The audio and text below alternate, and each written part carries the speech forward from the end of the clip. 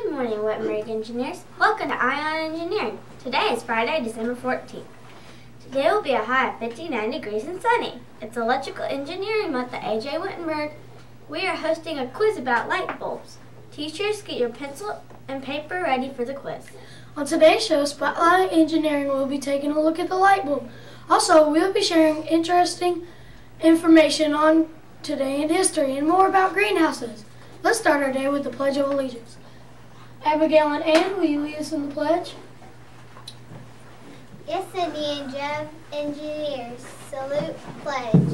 I pledge allegiance to the flag of the United States of America and to the republic for which it stands, one nation, under God, indivisible, with liberty and justice for all.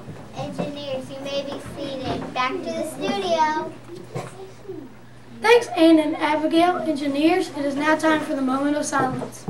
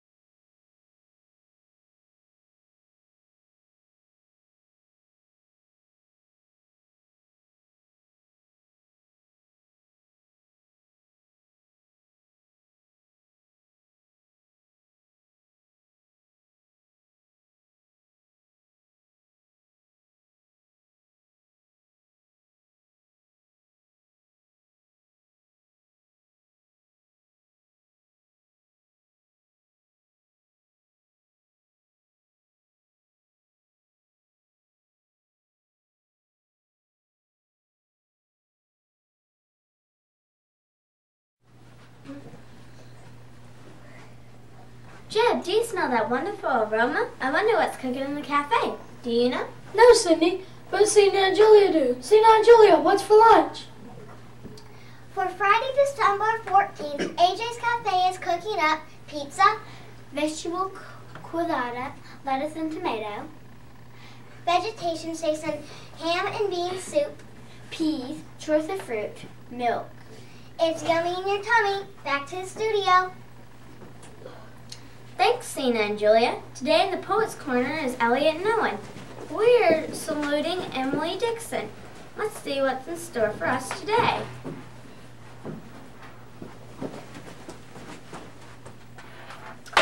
Where the Sidewalk Ends by Shel Silverstein.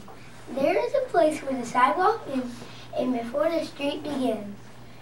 And there the grass grows soft and white, and the sun burns crimson bright. And moonbirds, the moonbirds rest for his flight to cool in the peppermint lamp. Let's leave this place where smoke blows black and the dark sweet street winds and bends. We passed pits where the asphalt flowers grow. We shall walk with a walk that is measured and slow. Then we watch where the chalk white arrows go, the place where the sidewalk ends. Yes, we'll walk with a walk that is measured and slow, and we'll go where the chalk white arrows go. For the children they mark and the children they know, the place where the sidewalk ends. Back to the studio. Thanks, Elliot and Owen. Today, Michael and Eleanor are talking about the radio. Let's see what we can learn today. Michael? Where does the history of the radio begin? By the late 1800s, Americans had nearly 50 years of experience with a communication device that used electricity and magnets to instantly write a message at a distance. They used the telegraph. The success of the telegraph led Alexander Graham Bell to develop an electrical speech machine in 1876 that also used electricity magnets to capture and send the sound of human voice over long distances. But as wonderful as these devices were, they shared a common weakness. Their messages could only go where their wires led. So, what was a sip at sea or syrup at an open range to do when they urgently needed to summon help? Today we know that wireless communication using the radio frequencies of an automatic answer these questions. Inventor Ernest Alexanderson was the General Electric Company engineer who had frequently of an alternator, gave America a start in the field of radio communication. In 1904, Alexanderson was assigned to build a high-frequency machine that would operate at high speeds and produce a continuous wave transmission. More on Monday, reporting from Alexander Bell Laboratory. Back to the studio. Thanks, Michael and Eleanor. Now for Today in History. Caleb and Nicholas.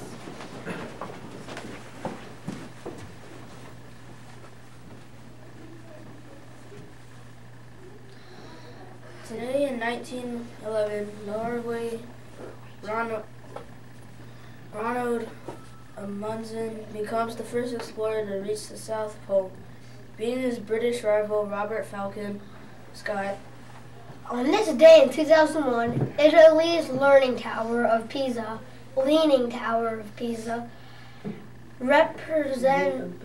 reopens after a team of experts spent 11 years and $27 million to forfeit the tower without eliminating its famous lean.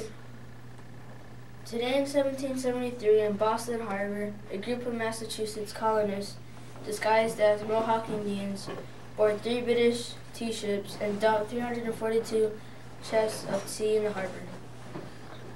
The cinema spectacular Gone with the Wind premiere at Lou's Grand Theater in Atlanta, Georgia on this day in 1939. It was the first movie premiere ceremony to be televised.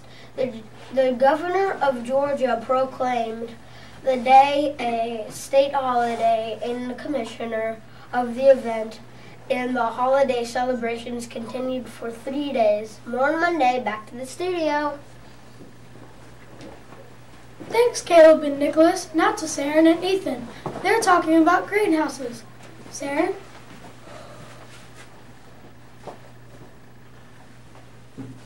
So how do greenhouses save energy? Many large modern greenhouses producers are turning into geothermal power energy from the Earth's interior to heat their greenhouses. This would supplement the most traditional and expensive natural gas or electricity. Geothermal heating is where the water or air is pumped through the ground to maintain a steady temperature, then transported into pipes around the greenhouse to stabilize the temperature, helping to cool in the summer and heat in the winter. Countries like Iceland have been able to tap their geothermal power to heat tropical greenhouses for production of bananas in the frozen north. Our greenhouse will only use solar energy. That's energy from the sun. What covers a greenhouse? Greenhouse coverings can be any transparent or translucent translucent material that allows enough light but keeps the heat and humidity from escaping. The traditional material is glass, which lets 100% of light through. But it is also the most expensive and requires the most support.